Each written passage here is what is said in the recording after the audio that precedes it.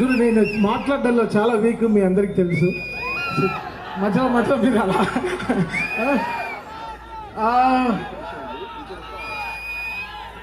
నేను ఒక పోస్ట్ చూశాను, మన చాగంటి కోటేశ్వరరావు గారు చెప్పారు, తిరువణామలై వెళ్ళాలంటే అరుణాచలంగా దర్శనం చేసుకోవాలంటే చాలా అదృష్టం ఉండాలి, అదేదో ఎనర్జీ లేకపోతే అక్కడికి వెళ్ళలేము. అలా ఈ అఖండ చేయాలంటే చాలా బలం కావాలి, చాలా బలం.